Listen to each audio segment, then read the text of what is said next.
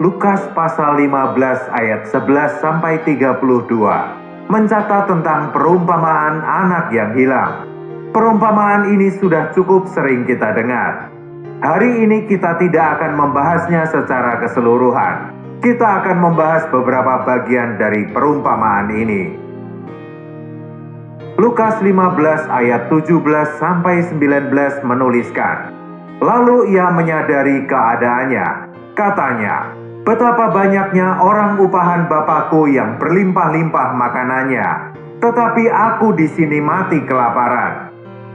Aku akan bangkit dan pergi kepada Bapakku dan berkata kepadanya, Bapa, aku telah berdosa terhadap surga dan terhadap Bapa. Aku tidak layak lagi disebut anak Bapa. Jadikanlah aku sebagai salah seorang upahan Bapa. Setiap kali orang berdosa menjadi bertobat melalui kondisi lingkungannya, dia punya penilaian tertentu mengenai keselamatan dirinya. Bila seseorang tidak ingin diselamatkan, dia tidak akan punya pemikiran apapun tentang keselamatannya.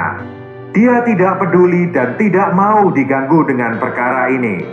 Tetapi begitu dia sadar, dia akan mulai memikirkan bagaimana agar dia bisa diselamatkan.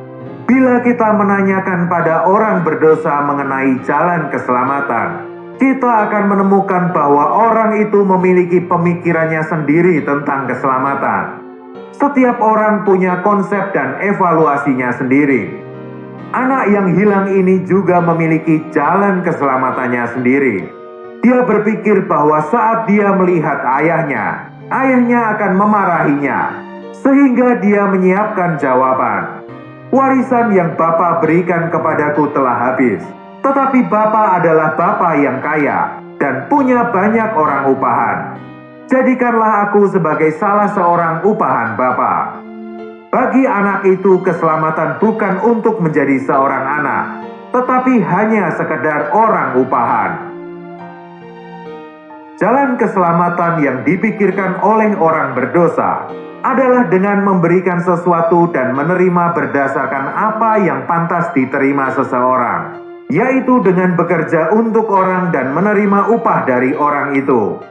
Seberapa banyak upah yang diterima akan sesuai dengan banyaknya pekerjaan yang dilakukannya. Hal ini adalah dengan menjadi orang upahan, bukan sebagai anak.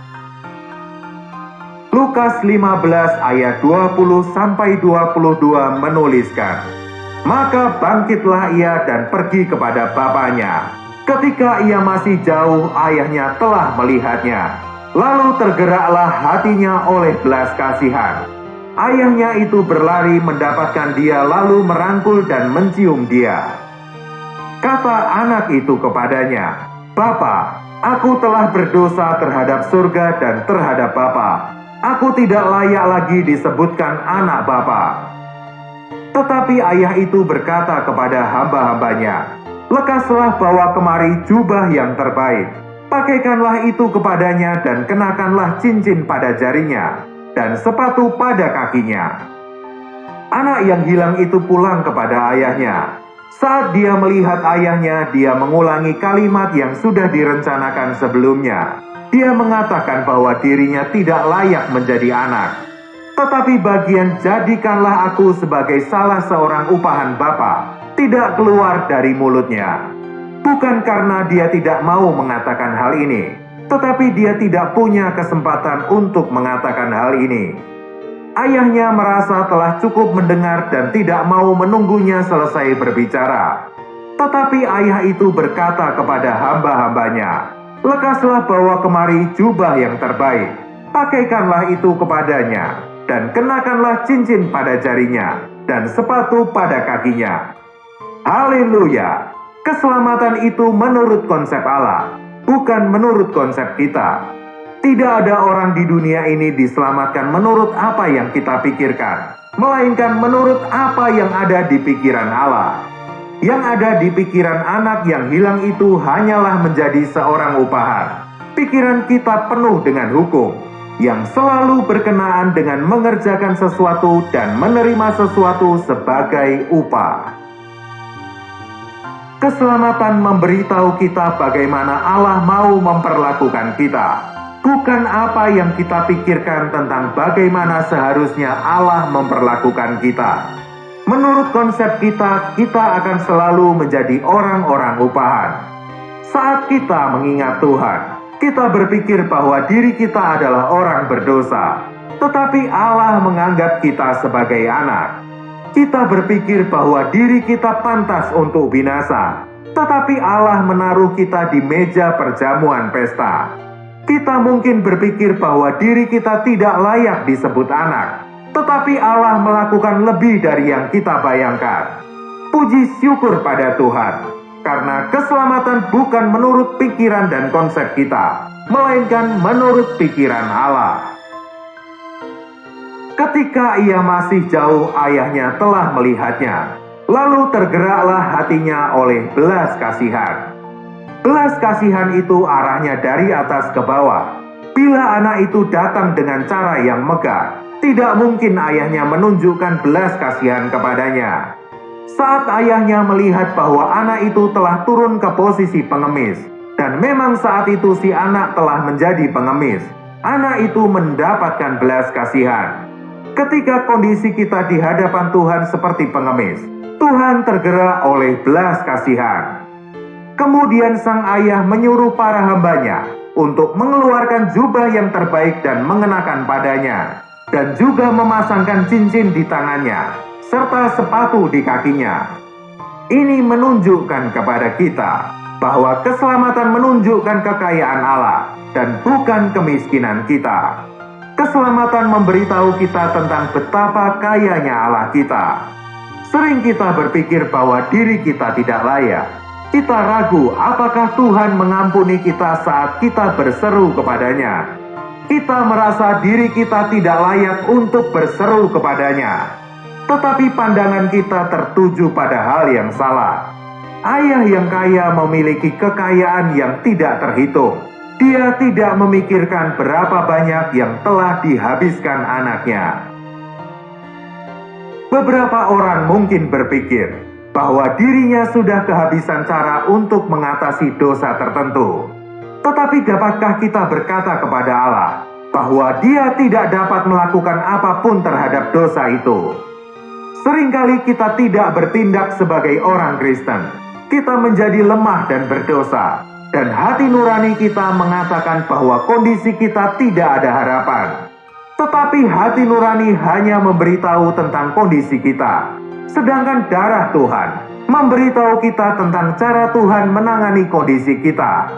Hati nurani kita telah dibasuh oleh darah, sehingga hati nurani kita menjadi lebih putih dari salju. Lukas 15 ayat 23 menuliskan, "Dan ambillah anak lembu tambun itu, sembelihlah dia, dan marilah kita makan dan bersukacita." Jubah, cincin, dan sepatu hanya dinikmati oleh sang anak, karena hal itu hanya dapat dipakai oleh satu orang saja. Namun lembu tambun tidak dapat dimakan oleh satu orang. Sang ayah berkata, "Marilah kita makan dan bersukacita." Ayat ini menunjukkan bahwa Allah juga dapat bersukacita. Inilah sukacita dari keselamatan Allah bagi manusia. Saat orang berdosa diselamatkan, kita dapat melihat bahwa orang itu bersukacita. Tetapi kita tidak melihat betapa Allah bersukacita saat Dia menyelamatkan orang berdosa. Saat kita nampak perkara ini, kita akan mengerti isi hati Allah. Lukas 15 ayat 29 menuliskan, "Tetapi ia menjawab ayahnya, katanya, 'Telah bertahun-tahun aku melayani Bapa, dan belum pernah aku melanggar perintah Bapa. Tetapi kepadaku belum pernah Bapa memberikan seekor anak kambing untuk bersukacita dengan sahabat-sahabatku.'" Ini adalah kata-kata dari anak sulung kepada sang ayah. Perhatian anak sulung itu ada pada pemberian sukacita kepada adiknya. Adiknya telah menghabiskan semuanya, namun sang ayah justru senang. Anak sulung itu telah menunaikan tugas di rumah ayahnya, sehingga saat itu dia mengingini seekor anak kambing untuk kesenangannya sendiri. Yang dia mau hanyalah agar ayahnya membuat dirinya senang. Sang ayah ingin agar anak sulung itu dapat bergabung dalam sukacita. Allah ingin agar kita bersukacita dengannya. Allah tidak mengerjakan atau memberikan sesuatu pada manusia untuk dinikmati sendiri. Dia mau agar kita dapat menikmati bersama dengannya. Kita harus memperhatikan isi hati Allah. Sang ayah merangkul dan mencium anaknya dengan penuh kasih sayang. Saat anaknya dicium dengan cara ini, dia segera tahu bahwa ayahnya telah mengampuninya dan tidak akan mengingat dosanya lagi. Dia menerima kebebasan oleh pengampunan dan beroleh kepuasan.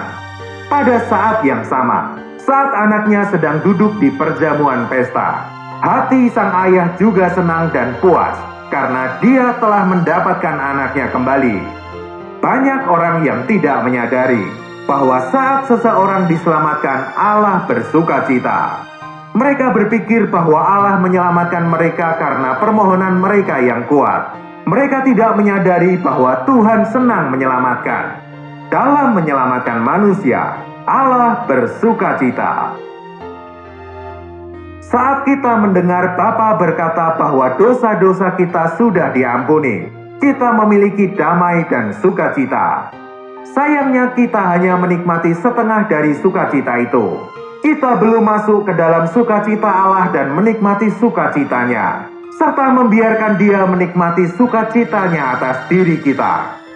Ibadah yang sejati adalah memiliki sukacita yang Allah miliki, di mana kita bersukacita di dalam Tuhan. Lukas 15 ayat 24 menuliskan, "Sebab anakku ini telah mati dan menjadi hidup kembali. Ia telah hilang dan didapatkan kembali. Maka mulailah mereka bersukaria." Tuhan berkata bahwa kita harus bersukacita. Apa alasan kita untuk bersukacita? Di sini ada dua alasan. Yang pertama adalah anaknya telah mati dan menjadi hidup kembali. Dan yang kedua adalah anaknya yang telah hilang didapat kembali. Terdapat 3 perumpamaan dalam Lukas pasal 15, yaitu domba yang hilang, dirham yang hilang, dan anak yang hilang. Pernahkah kita memikirkan hal ini? Menurut kita, siapakah yang kehilangan?